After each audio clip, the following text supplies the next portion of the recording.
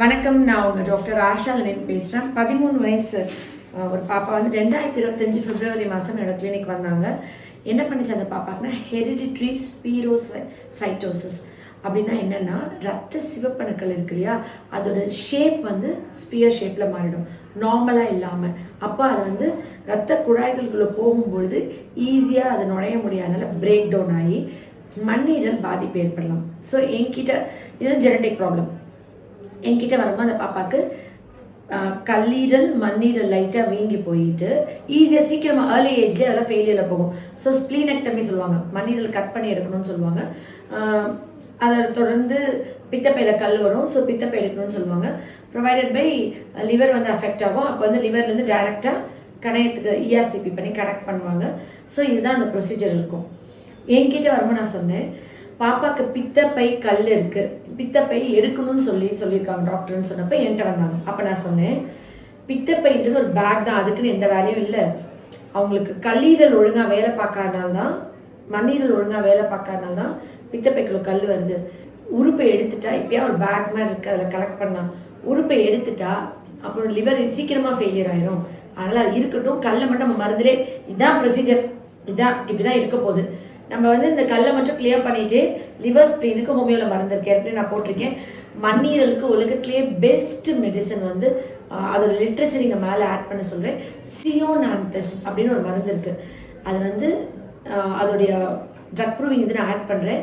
மண்ணீரல் பிரச்சனை வந்த உடனே நார்மலாக இப்போ 9.5 சென்டிமீட்டர் இருக்கணும் மண்ணீரல் வச்சுக்கோங்களேன். உங்கள் பாப்பாக்கு இப்போ ஒரு 10 சென்டிமீட்டரோ 11 சென்டிமீட்டரோ 12 சென்டிமீட்டர் இருக்கும் போதே நீங்கள் வந்து இந்த சியோனாந்தஸ் இது, அதாவது ஒரு மருந்து சொல்கிறேன், எல்லா மருந்து சொல்லக்கூடாது. இது நீங்கள் கூகுளில் போட்டு பார்த்தாலே இது ஸ்ப்ளீனுக்குன்னு இருக்கும். இது ஒரு தாவரத்துலேருந்து இருக்கிற மருந்து தான். ஸோ உங்களுக்கு புரியும் இதுக்கு மருந்து இருக்குன்ற விழிப்புணர்வு வீடியோ தான் தவிர நீங்கள் செல்ஃப் மெடிக்கேட் பண்ணிக்கக்கூடாது. நான் கொடுக்குற 10 மருந்தில் 1 among the மருந்து அது.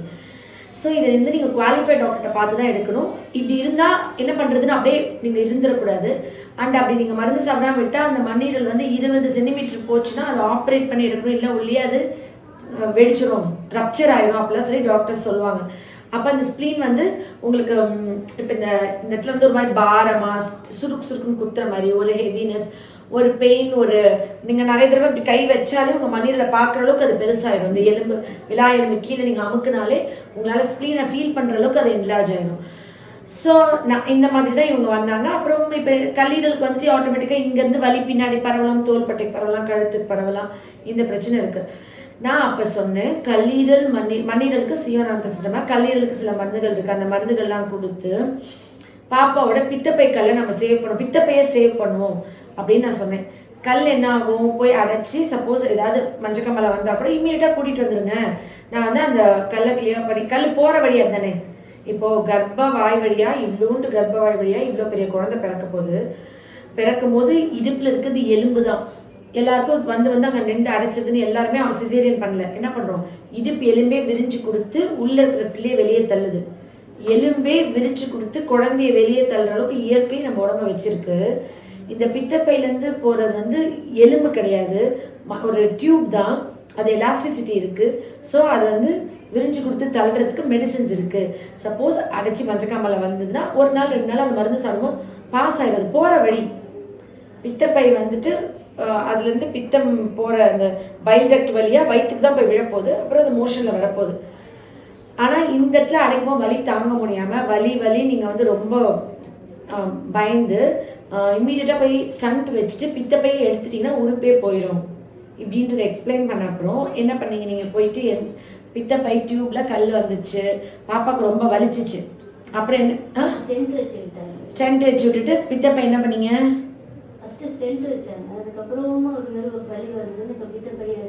சரி ஸ்டண்ட் எடுக்க எல்லாருமே ப்ரொசீஜர் அதாம்மா.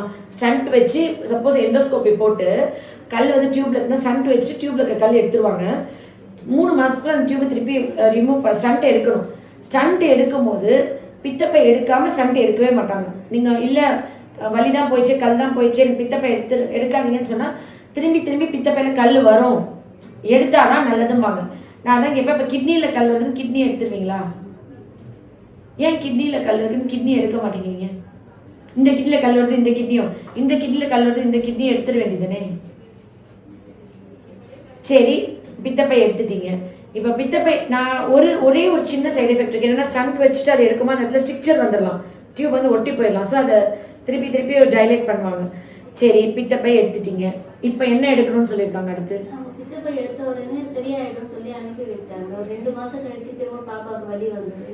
போய் டாக்டர் கிட்ட காட்டினப்போ அவங்க என்ன சொல்லிட்டாங்கன்னா, திரும்பவும் கல் உருவாயிருக்குது அவளுக்கு அப்படின்னு. திரும்பவும் பித்தப்பை தான் இல்ல, அப்ப எப்படி கல் உருவாகும்?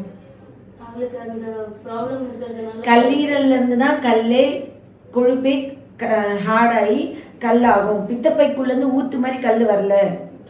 இதை தான் நான் எல்லாருக்கும் எக்ஸ்பிளைன் பண்ணி சொல்லி கொடுக்க விரும்புகிறேன். ஆனால் இதுதான் புரிய மாட்டேங்குது. சரி, இப்போ கல் வந்துச்சு. இப்போ மண்ணீரல் எப்படி இருக்கு? மண்ணீரல் நல்லா இருக்குங்களா? ஆனால் வந்து மண்ணீரல்ல போய் உடையறதுனால தானே உங்களுக்கு அந்த பிலிருபின் வந்து கல்லா ஃபார்ம் ஆகுது. அதனால மண்ணீரல் எடுக்கணும் அப்படின்னு சொல்லியிருக்காங்க. ஏன்னா பித்தப்பையில கொலஸ்ட்ரால் ஸ்டோன்ஸ் இருக்கு, பிக்மெண்ட் ஸ்டோன்ஸ் இருக்கு. பாப்பாக்கு இருக்குது பிக்மெண்ட் ஸ்டோன்ஸ்.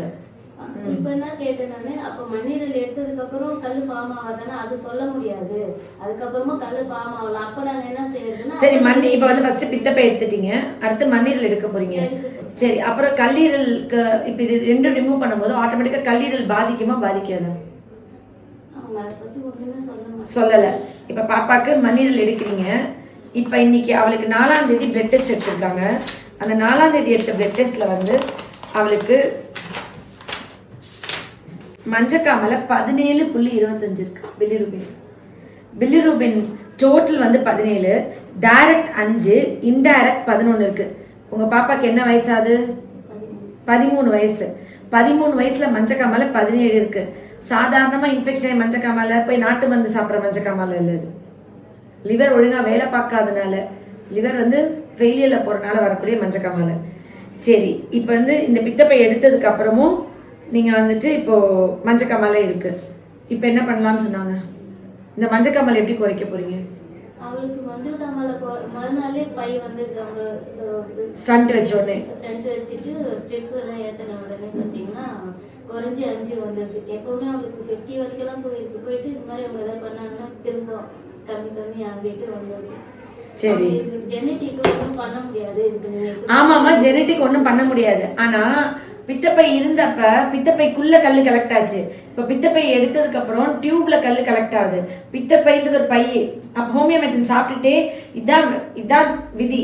ஆனா நல்லா கரைஞ்சதுன்னு இப்ப சொல்லாதீங்க. உங்களுக்கு நான் வந்து இனிமேல் மருந்தே கொடுக்க மாட்டேன். நீங்க பித்தப்பையில கலெக்ட் ஆச்சு. இப்போ அந்த பித்தப்பைக்குள்ள எடுத்துட்டீங்கன்னா டியூப்ல கலெக்ட் ஆகும். டியூப்ல கலெக்ட் ஆனா பித்தப்பை லிவர்ல இருக்கிற பித்த ஜூஸ் வந்து பைல் ஜூஸ் வந்து போறது வழியே அடைச்சிருக்கு. அப்போ ஒவ்வொரு தடவையும் இஆர்சிபின்றது டைரக்டா பித்தப்பையிலேருந்து டியூப் எடுத்து கணையத்தில் கனெக்ட் பண்ணி விட்டுருவாங்க. இப்போ இப்படி கனெக்ட் பண்ணா இவளுக்கு வாழ்க்கை ஃபுல்லாக எப்படி டைஜஷன் ஆகும்? அது ஜெனட்டிக் தான். ஆனால் அட்லீஸ்ட் அந்த ஆர்கன் இருந்தாவது ஒரு வாய்ப்பு இருந்ததுல. பித்தப்பை ஓட்டையாயிருந்தாலோ பித்தப்பை அழுகி போயிருந்தாலும் நீங்கள் சொல்றது ஓகேமா? பித்தப்பை கேங்க்ரீன் ஆயிடுச்சு, அது இது நம்ம ஒரு பேக் தான், அது கலெக்டிங் பேக். முன்னாடி பித்தப்பையில வந்து பிக்மெண்டல் ஸ்டோன் வந்து சொன்னாங்க. இந்த முறை போனப்போ பார்த்தீங்கன்னா எல்லோ கலர் ஸ்டோன் இருக்கு. அது என்னன்னு தெரியலன்னு அவங்களே கன்ஃபியூஷன் ஆகிட்டு எல்லோ கலர்ல இருக்கு, அதை நாங்கள் கொடுத்து என்ன டெஸ்ட் எடுத்து பார்க்குறோம் அப்படின்னு சொன்னாங்க. சொன்னீங்கம்மா. இப்போ வந்துட்டு நீங்கள் மண்ணீரல் இப்போ ஹோமியோபதியில் ஒரு மருந்து இருக்கு, அதை சாப்பிட்டு ட்ரை பண்ணி பித்தப்பைக்கு லிவருக்கு சேவ் பண்ணுறதுக்கெல்லாம் மருந்து சாப்பிட்டு இந்த உறுப்பெல்லாம் காப்பாற்றணும்னு நினைக்கிறீங்கல்ல. ஆனால் இப்போ எனக்கு பித்தப்பை இருந்துச்சுன்னா எனக்கு இதெல்லாம் ஈஸி. டியூப்ல இருக்கிற கல் ஃபார்ம் ஆகாமல் இருக்க இப்போ நீங்கள் வந்துட்டு வாழ்க்கை ஃபுல்லாக ஹோமியோ மெடிசன் சாப்பிடணும். ஆனால் நீங்கள் என் பேச்சு கேட்காம இப்போ பித்தப்பை எடுத்துட்டீங்க. இப்போ நான் ஏன் உங்களுக்கு மருந்து தரணும்? இப்போ அந்த டாக்டர்கிட்டே போயிட்டு மண்ணீரல் எடுத்துட்டு நீங்கள் உங்களுக்கோ உங்கள் கணவருக்கோ யாருக்கு லிவர் மேட்சிங் இருக்குன்னு செக் பண்ணி லிவர் டிரான்ஸ்பிளான்ட் தான் அடுத்து சொல்லுவாங்க. அப்போ அந்த லிவர் டிரான்ஸ்பிளான்ட் பண்ணலாமா? பண்ணிட்டு இது ஜெனட்டிக் தானே, ஜெனட்டிக்னு ஒரு வார்த்தை சொல்லிட்டா அப்புறம் ஆமா ஜெனட்டிக், அதனால என்ன, இதுல இருந்து எப்படி பிள்ளைய காப்பாத்துறதுன்னு தானே பார்க்கணும். அவங்க இதுக்கு வைத்தியமே இல்ல, நீங்க இப்படிதான் வச்சுக்கிட்டு பாப்பதுல இதுக்கு மேல இது நீங்க வந்து இஆர்சிபி பண்ணிக்க வேண்டியதுதான் அப்படின்னு சொல்லிட்டாங்க. சரிம்மா, இஆர்சிபி பண்றீங்க, அதுக்கு அடுத்த ஸ்டெப் அதனால உள்ள ப்ளீடிங் ஆகும் சான்ஸ் இருக்கு. அதுக்கு நாங்க ப்ரோத்ரோம்பின் டைம் 17 இருக்குமா? ப்ரோத்ரோம்பின் டைம் 17 இருந்தா என்ன ஆகும்? பிளட் வாமிட் வருமா? எண்டோஸ்கோப் போட்டு பேண்டு போட்டே இருக்கணும். போர்ட்டல் வெயின் சைஸ் கூடுதுமா, portal pressure, portal hypertension ஆச்சுன்னா லிவர் ஃபெயிலியரில் போயிட்டு இருக்குன்னு அர்த்தமா. பாப்பாக்கு ஹீமோக்ளோபின் ஏற்கனவே அவளுக்கு ஜெனட்டிக் ஹீமோலிட்டிக் அனிமியா வரும். ப்ரோத்ரோமின் அப்போ கூட இருக்குல்ல, ப்ரோத்ரோமின் கூடுச்சுன்னா என்ன ஆகும்?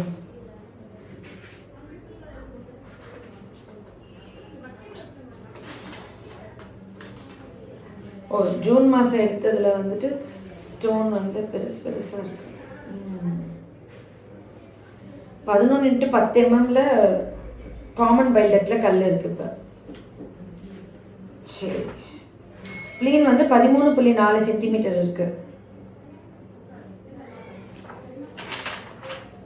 இங்கே இருக்கு பாரு, நார்மல். இங்கே வந்து பாரு, இந்த ப்ரோத்ரோமின் வந்து 17.4. அப்போ நார்மல் வந்து 12 இருக்கணும். சரியா? ப்ரோத்ரோமின் டைம், இப்போ ப்ரோத்ரோமின் டைம் கூடுது, ஐஎன்ஆர் வேல்யூ கூடுதுன்னா என்ன ஆகும்னா பிளட் வாமிட் பண்ணுவாங்க. அப்போ இந்த ரிஸ்க் எல்லாமே தெளிவாக எக்ஸ்பிளைன் பண்ணி புரிய வச்சு இந்த பிளட் வாமிட் வரக்கூடாது. போர்ட்டல் வெயின் சைஸ் வந்து நார்மல் வந்துட்டு 5 mm இருக்கணும்னா, இப்போ மோர் தென் 10 mm போச்சுன்னா எண்டோஸ்கோப் போட்டு பேண்டிங் போடுவாங்க பிளட் வாமிட் பண்ணாமல் இருக்க. அப்போ நான் என்ன சொல்வேன்னா, ஒரு விஷயத்த இப்போ ஒரு பைப்பில் தண்ணி வருது, துணி வச்சு அடைக்கிறீங்கன்னு வச்சுக்கோங்களேன். இப்போ அது மாதிரி கட்டுறாங்க, அது இப்போ இந்த இடத்துல கட்டிட்டாங்கன்னா அது இன்னும் ப்ரெஷர் கூட கூட கூட ஒரு அதுக்கப்புறம் பிஞ்சுக்கோ. திருப்பி ஒரு எண்டோஸ்கோப் போட்டு திருப்பி ஒரு பேண்டு அடுத்தடுத்து கட்டிக்கிட்டே இருக்கணும். அப்படி கட்டிக்கிட்டே இருந்தது க்யூரா. மருந்து சாப்பிட்டு போர்ட்டல் வெயின் சைஸ் குறைக்கிறது. ஹோமியோவில் வந்துட்டு ஒரு மெடிசன் இருக்குது, மில்லிஃபோலியம்னு சொல்லிட்டு. அது வந்து எல்லா liver failure patient, liver cirrhosis பேஷண்ட்டுக்கும் அந்த போர்ட்டல் ஹைப்பர் டென்ஷன் குறைக்கிறதுக்கும், போர்ட்டல் வெயினோட சைஸ் குறைக்கும், பிளட் வாமிட் பண்ணாமல் இருக்கிறதுக்கும் நான் அந்த மருந்து கொடுப்பேன். அப்போ நான் அதுக்கு மருந்து கொடுத்துட்ருக்கேன்ற, நான் இப்போ இதுதான் உங்கள் பொண்ணுக்கு பண்ணிக்கிட்டு இருந்தேன்றதை பற்றி ஒரு சின்ன ஐடியா கூட இல்லாமல், எனக்கு கோஆப்ரேட் பண்ணாமல், வலி வந்தோடனே எனக்கு ஃபோன் பண்ணி சொல்லாமல், என்கிட்ட வராமல், நீங்கள் பாட்டு போய் பித்தப்பை எடுத்துகிட்டு ஸ்டண்ட்லாம் வச்சு எல்லாத்தையும் பண்ணிட்டீங்க. மண்ணீரல் மட்டும் ஏன் போனால் போட்டுன்னு எடுக்காமல் வந்தீங்க? அதையும் எடுத்துகிட்டு அப்புறம் வர வேண்டியதுன்னு. எனக்கே சாரி சொல்றீங்க, திரும்பி உங்க பாப்பாட்ட சாரி சொல்லுங்க. இதை தான் நான் எக்ஸ்பிளைன் பண்றேன், புரிய இதுதான் நான் புரிய வைக்க ட்ரை. இப்போ நான் ப்ரோத்ரோமின் டைம் 17 இருக்குல்ல, நான் மருந்து கொடுத்த அப்புறம் ஒவ்வொரு ரிப்போர்ட்டும் எதுக்கு விளக்கம் கொடுக்குறேன். ப்ரோத்ரோமின் டைம்னா என்ன, அதுக்கு மருந்து ஏன் சாப்பிடணும், சாப்பிட்டா எப்படி குறையுது, அது குறையிறது, திருப்பி பிளட் டெஸ்ட் எடுத்து அது எதனால குறையுது, எவ்வளோ குறையுது, எந்த மருந்து கொடுத்து குறையுது, ஏன் குறையணும், இதெல்லாம் நான் சொல்லி கொடுக்கறது நீங்க புரிஞ்சுக்கணும் தானே. விளக்கம் நீங்க கேட்கணும் இல்லம்மா. எல்லா டாக்டரும் உங்களுக்கு உதவி பண்ணதான் இருக்காங்க. ஒரு ஆப்ஷன், இப்ப நானே பித்தப்பை அழுகி போச்சு, கேங்க்ரீன் ஆயிடுச்சு, ஒரு ஓட்டை ஆயிடுச்சு, பெர்ஃபரேட் ஆயிடுச்சு, போய் எடுங்கன்னு தான் அனுப்புறேன். அது விதி. உங்களுக்கு புரியுதுங்களா? நான் வந்துட்டு இப்போ எப்படி சொல்றது, நான் எப்படி உங்களை காப்பாற்ற நினைக்கணும், அதே மாதிரி ஒரு ஆங்கில மருத்துவர் உங்களை காப்பாற்ற நினைக்கிறாங்க. அவங்க உங்களுக்கு எதிரி கிடையாது. அவங்க அதான் படிச்சிருக்காங்க, அவங்க அதை பண்றாங்க. நான் இதான் படிச்சிருக்கேன், நான் இதை பண்றேன். அது சொல்லும் போது நீங்க ஒரு ஆப்ஷன் கூட ஏன் யோசிக்காம, ஒரு பேக் இருக்கு, இதுக்குள்ள கலெக்ட் ஆகிற கல் ஈஸியா இருக்குமா, ஒரு பைப் இருக்கு, இதுக்குள்ள இருக்கிற கலெக்ட் ஆகிற கல் ஈஸியா இருக்குமா குணம் பண்ண? பேக் தானே ஈஸி. இது ஒரு சான்ஸ் கொடுக்குதுல நம்மளுக்கு. இதுன்னா அடைச்சிருச்சுல. உங்க பிள்ளை வந்து இப்படி இருக்கு, அவ ஒல்லியா இருக்கிறா, நீங்க எதுவுமே கவனிக்க மாட்டேங்கிறீங்க, நாங்க எவ்வளவு சொல்லுவோம் உங்களுக்கு எதுவுமே புரிய மாட்டேங்குது அப்படின்னு அவ்வளோ திட்டு டாக்டர். அவரே அவ்வளோ திட்டு, உங்க பிள்ளைய பத்தி நீங்க யோசிக்க மாட்டீங்க அப்படின்னு சொல்லி திட்டுறாங்க. அப்ப நீங்க வந்துட்டு அவங்க இப்ப வந்து மண்ணீரல் எடுத்துட்டு உங்க 2 பேரோட லிவர் எந்த லிவர் மேட்சிங் இருக்கோ சொல்லி லிவர் டிரான்ஸ்பிளான்ட் பண்ணிட்டு பிள்ளையை நீங்க காப்பாற்ற ரெடியா தான் இருப்பீங்க. நானா இருந்தாலும் என் பிள்ளைக்கு என் கல்லீரலோ என் கிட்னியோ என் உயிரை கூட எடுத்துக்கோன்னு சொல்லி கொடுப்போம். அதான் அப்பா அம்மா கொடுத்துட்டா அந்த புது கல்லீரல் வந்து என் உடம்புக்கு ஃபாரின் பாடி, என் உடம்பு அதை வேணான்னு வெளியேற்ற ட்ரை பண்ணும். அப்போ அதை என் உடம்பு வெளியேற்றாமல் இருக்கிறதுக்கு நான் என்னோட இம்யூன் சிஸ்டமை சப்ரெஸ் பண்ணணும், இம்யூனோ சப்ரெசிவ் மெடிசன் எடுக்கணும். வாழ்க்கை ஃபுல்லாக அந்த லிவர் என் உடம்பு வேணான்னு சொல்கிறதுக்கு நான் மருந்து சாப்பிட்டுட்டு இருக்கணும். இந்த ப்ரொசீஜர்லாம் உங்களுக்கு முன்னாடி அது பண்ணதான் ஆகணும்னா அதை ஒரு 20 வருஷம் தள்ளி போட்டு பண்ணலாம்ல, ஒரு 15 வருஷம் தள்ளி போட்டு பண்ணலாம்ல. பித்தப்பை எடுத்தாலும் நீங்க ஏசிபி தான் பண்ணணும்னு இருக்கு. அந்த பித்தப்பை எடுக்கிறதுக்கு முன்னாடியே சொல்லலாம்ல. உங்க பித்தப்பை எடுத்துட்டு நேரா போயிடும், கல்லு நிக்காது, நேரா போயிடும் சொல்லிட்டு இப்போ அப்படியே சொல்றாங்க எது பண்ணாலும் கல்லு வரதான் செய்யும். அவளுக்கு என்ன பண்ண முடியும்? நீங்க இப்ப மண்ணீரல் எடுத்தீங்கன்னா இப்ப நீங்க 3 மாசத்துக்கு ஒரு வாட்டி பண்றத நீங்க 6 மாசத்துக்கு ஒரு வாட்டி இல்லை 2 வருஷத்துக்கு ஒரு வாட்டி பண்ற மாதிரி இருக்கும். சரி, மண்ணீரலுக்குன்னு ஒரு வேலை இருக்குமா, இருக்காதா? எந்த வேலையுமே? எதுவுமே சொல்ல மாட்டேங்கிறாங்க. ஆனா அந்த அந்த ரிஸ்க் உங்களுக்கு புரியுதுங்களா? சப்போஸ் மண்ணீரல் 20 சென்டிமீட்டர் போயிருச்சு, என்கிட்ட வராங்க ஃபர்ஸ்ட் ட்ரீட்மெண்ட்னா, போய் மண்ணீரல் ரிமூவ் பண்ணிடுங்க, எப்போனாலும் அது ரப்சர் ஆகும், அது ஆபத்து அப்படின்னு நான் சொல்லி அனுப்பிடுவேன். ஆனால் மண்ணீரல் இப்போ 13.4 சென்டிமீட்டர் இருக்கு. ஒரு முயற்சி பண்ணலாம். இப்போ கோஆப்ரேட் பண்ணுவீங்களா மாட்டீங்களா? ஆனால் இப்போ எனக்கு என்ன தோணுன்னா, நான் சொன்னதான் நீங்கள் கேட்கல. சரி, நீங்கள் போய் வேற எங்கேயா ஹையர் சென்சிட்டிவ் ட்ரீட்மெண்ட் எடுத்துக்கோங்க, நான் பார்க்க மாட்டேன்னு சொல்லிட்டேன். ஆனால் அவங்க வந்துட்டு இப்போ என்ன நான் இதுதான் நான் சொல்கிற முடிவு. ஆனால் அவங்க வந்துட்டு நீங்கள் என்ன நினைக்கிறீங்க? அலோபதி போலன்னு சொல்லக்கூடாது. அது அது வந்து உங்களுக்கு விரோதி கிடையாது. எமர்ஜென்சி, ஒரு முடியாத கண்டிஷன், ஒரு பெயின் இருக்கு, ஒரு திடீர்னு ஒரு எலக்ட்ரோலைட்ஸ் ரீப்ளேஸ் பண்ணணும், அப்படி எங்கே போவீங்க? அப்படி சொல்லக்கூடாது. எல்லா டாக்டர்ஸும் உங்களை காப்பாற்ற தான் இருக்காங்க. ஆனால் ஒரு உறுப்பு எடுக்கிறதுக்கு முன்னாடி ஒரு 10 தடவை யோசிங்கன்னு சொல்கிறேன். நான் சொல்றது கரெக்டாக தான். இப்போ ரீவைன் பண்ணி திருப்பி பித்த பையன் அவளுக்கு ஒட்ட வைக்க முடியுமா? ரீவைன் பட்டன் இருக்கா? ஒரு வருஷமா தள்ளி போட்டுக்கிட்டே வந்தோம். அவங்க திட்டிகிட்டே இருந்தாங்க, ஸ்டென்ட் எடுத்து வைக்கிறது, குச்சி வச்சு குத்துற மாதிரி. இப்போவும் சொல்லி அனுப்பியிருக்காங்க, நீங்கள் மண்ணீரல் எடுக்க மாட்டேன்னு சொல்றீங்க, அப்போ குச்சி வச்சு குத்துற மாதிரி தான் இருக்குது. அது குத்த என்ன அவங்க நினச்சிட்டு பண்ணுறீங்க நீங்கள்? சரி, ஓகேம்மா. இப்போ வந்துட்டு நான் ஒரு மதராக பார்க்குறேன். நான் எனக்கு ஒரு பிள்ளை இருக்கிற பார்க்குறேன். நான் என் மகளாக அவளை பார்க்குறேன். அதனால் முதல்ல நீங்கள் குழந்தைங்க முன்னாடி அழுகிறத ஸ்டாப் பண்ணுங்க. தாங்க மாட்டேன் சொல்றாங்க, அழுவாதம்மா, என்னோட விதி நினைச்சு கவலைப்படாது. ஆனா என்ன முடியல. சரி, நீங்க முதல்ல அழுக. வெயிட் பண்றேன். 2 வருஷத்துக்கு முன்னாடி நடந்துட்டு.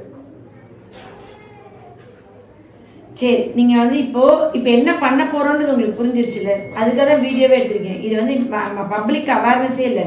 இது உட்காந்து வீட்டிலே 10 தடவை டெய்லி பாக்குறீங்க. என்னென்ன நடக்குது நம்ம பாப்பாக்கு, என்ன நம்ம பண்ண முடியும், இதில் என்ன பெஸ்ட்டு நான் பண்ண முடியும்னு நான் பார்க்குறேன். இப்போ மண்ணீரலுக்கு நான் மருந்து தரேன், கல்லீரலுக்கு மருந்து தரேன், ப்ரோத்ரோமின்டைன் மருந்து தரேன், போர்ட்டல் ஹைப்பர்டென்ஷன் தரேன், அவளோட கல்லீரலில் அந்த ஸ்ட்ரிக்சர் கொடுக்குறேன், திருப்பி ஸ்டோன் வராமல் இருக்க கொடுக்குறேன். வேறு வழி இல்லை. நீங்கள் இப்போ மஞ்சக்காமலை இருக்குது பாப்பாவுக்கு, ஸ்டண்ட் இப்போ வச்சுருக்கீங்க இல்லையா? சரி, ஸ்டண்ட்டு அதுதான் நான் பல பேர் சொல்வேன். கிட்னிலே ஸ்டோன் இருக்குன்னு வச்சுக்கோங்க, ஸ்டண்ட் வைக்கிறாங்க. ஸ்டண்ட்டோட காமனஸ்ட் சைடு எஃபெக்ட் என்ன? ஒட்டி போயிடும், ஸ்ட்ரிக்சர் ஆகிடும். ஒரு ஸ்டண்ட் வைக்கிற ரிமூவ் பண்ணி ஒட்டிடும். ஒட்டனே 3 மாதத்துக்கு ஒரு தடவை போய் டைலேட் பண்ணிக்கிட்டே இருக்கணும். அது எவ்வளோ வேதனை. அது 7 மில்லிமீட்டர் 8 மில்லிமீட்டர் ஸ்டோன் தான் இருக்கும் கிட்னிலலாம். ஆனால் அதுக்கே இது பண்ணுவாங்க. 18 மில்லிமீட்டர் ஸ்டோன் வரைக்கும் மெடிசன்ஸ்லேயே யூரினில் நம்ம பேஷண்ட்ஸ் எடுத்துகிட்டு வந்து தராங்க. அது என்னமோ உள்ளதோ பாம் வெடிச்சிரும்ன்ற மாதிரி பயமே இவங்களுக்கு பெரிய வியாதி ஆயிரும் போல. அது ஒரு பைப் தானே, அதுக்கு ஒரு எலாஸ்டிசிட்டி இருக்குல்ல. அது வழியாக அந்த ஸ்டோன் நம்ம சாப்பிட்ட உணவில் இருக்கிற, நம்ம சாப்பிட்ட உணவு உயிருள்ள லிவிங் திங் தானே. ஒரு கல்லோ 1 ரூபா காயினோன்னா அது உயிர் இல்லை, நம்ம சர்ஜரி பண்ணலாம். இது உயிருள்ள உணவு. இப்போ சாப்பிட்டா மோஷன் வர்றது தானே, மோஷன் ஒரு கழிவு மாதிரி, அது ஒரு கழிவு தானே. இதெல்லாம் தான் புரிய வைக்க முடியல என்னால். சரி, ஓகே. அது நீங்கள் எப்படி சொல்கிறதுன்னா, இப்போ அங்கே டாக்டர்கிட்ட போகிறீங்க, நீங்கள் என்ன இப்படி, நீங்களாம் ஒரு பேரண்டா, இப்படி ஹோமியோபதிலாம் ஒரு வைத்தியமா, இந்த மருந்தெல்லாம் சாப்பிட்லாமா, பித்தப்பை உங்கள் பொண்ணு உயிர் மேலே உங்களுக்கு அக்கறை இல்லையா, பித்தப்பை இப்படி எடுக்காம வச்சிருக்கீங்களே அப்படின்னு அவங்க திட்டினோடனே அங்கே ஐயோ தெரியாமல் இந்த ஆஷா டாக்டர் பேச்சு கேட்டுன்னு அங்கே சொல்ல வேண்டியது. நீங்கள் போய் இப்போ சொல்கிறீங்க ஃபார் எக்ஸாம்பிள்னா திட்டுவாங்க. உடனே அங்கே போயிட்டு என்ன சொல்லுவாங்க, இந்த ஆஷா இனிமேல் ஹோமியோபதிக்கே போக மாட்டேன் டாக்டர், நீங்கள் சொல்கிறதான் கடவுள், நீங்களே சொல்லுங்கள், நான் நீங்கள் சொல்கிறதே கேட்குறேன்ட்டு அங்கே போயிடும். அங்கே போய் பண்ணி முடிச்சோடனே இங்கே நம்ம எக்ஸ்பிளைன் பண்ணோடனே இனிமேல் நான் அங்கேயே போக மாட்டேன், இதை எதுவுமே இல்லை, தீர அலசி தமிழில் புரிகிற மாதிரி மருத்துவ மொழி இல்லாமல் பாமரருக்கு புரிகிற விஷயத்தை தான் நான் சொல்லிக் கொடுக்குறேன். இதை புரிஞ்சுட்டு எது சரி தப்பு, எது பண்ணக்கூடாதுன்னு நம்ம தானே முடிவெடுக்கணும். புரியுதுங்களா? இப்போதைக்கு பித்தப்பை எடுத்தாச்சு, வேறு வழி இல்லை, அந்த ஸ்டண்ட் வச்சு தான் ஆகணும். ஸ்டண்ட் நம்ம இல்லாமல் இது பண்ண முடியாது. இன்றைக்கி மஞ்சக்காமலை குறைச்சி இந்த பைல் டக்டில் இருக்கிற ஸ்டோன் வெளியேறி ஸ்ப்ளீன் சேவ் பண்ணுறதுக்கு மெடிசன்ஸ் தரேன். சரிங்களா? இது கரெக்டாக ஃபாலோ பண்ணல, திருப்பி நீங்கள் மருந்து வாங்கலைன்னா நான் வைத்தியம் பார்க்க மாட்டேன், என்கிட்ட கோச்சிக்க கூடாது. நீங்கள் 2-3 மந்த்ல இன்னும் ஸ்டென்ட் எடுக்கணும், 2-3 வீக்ஸில் ஸ்டென்ட் எடுக்கணும் எடுக்கணும்னு சொல்லியிருக்காங்க. ஸ்டென்ட் எடுத்துட்டு இஆர்சிபி ப்ரொசீஜர் பண்ணணும்னு சொல்லியிருக்காங்கல்ல, அந்த இஆர்சிபி தான் எழுதியிருக்காங்க இங்கே ஃப்ரண்ட்ல. அந்த இஆர்சிபி ப்ரொசீஜர்னா என்னன்னா, ERCP with stone and sludge extracted and stent exchange done on 5/6/2026. அப்புறம் பர்மனெண்ட்டாக மெட்டல் ஸ்டென்ட் ஏதாவது வைப்பாங்க, இல்லை டைரக்டாக பித்தப்பை பைல் டக்டை வந்து கணையம் கனெக்ட் ஆகிற இடத்துல கனெக்ட் பண்ணிடுவாங்க. கணையத்துலேருந்து ஜூஸ் வருதுல்ல, அதோட கனெக்ட் பண்ணுவாங்க. புரியுதுங்களா? என்ன செய்யணும் அதெல்லாம் நீங்கள் லைஃப் டைமுக்கு. இப்போ நான் ஃபஸ்ட்டு மருந்து கொடுத்து மஞ்சக்காமலையை குறைக்கிறேம்மா, மண்ணீரலுக்கு மருந்து தரேன், என்னால் என்ன உதவி பண்ண முடியும்னு நான் பார்க்குறேன். இப்போ அவங்களும் நானும் கை கோர்த்து தான் பாப்பாவுக்கு உதவி பண்ண முடியும். அவங்க கிட்ட கை கோர்க்காம நானே பண்ணுறேன்னு சொன்னால் உங்கள் குழந்தையோட உயிரோட முட்டாள்தனமாக நான் விளையாடுறது அர்த்தமாயிடும். புரியுதுங்களா? ஹோமியோ மெடிசனோட எல்லா அளவுதையும் வந்து சாப்பிட்லாமா, பல தடவை சொல்லிட்டேன். ஹோமியோ மெடிசன் சைடு எஃபெக்ட்ஸ் பண்ணாது. இங்கிலீஷ் மருந்து எல்லாமே சாப்பிட்லாம், அந்த ப்ரொசீஜர் பண்ணலாம். நான் உங்களுக்கு சப்போர்ட் பண்ணுறேன். ஹோமியோவில் வந்துட்டு கீழாநெல்லிலேருந்து மஞ்சள் கரிசலாங்கண்ணிலேருந்து மூக்கிரட்டுலேருந்து எல்லாமே இயற்கையான மருந்துகள் இருக்குது. ஸோ இது வந்து சப்போர்ட் பண்ணுவோம் உங்கள் பாப்பாவுக்கு. புரியுதுங்களா?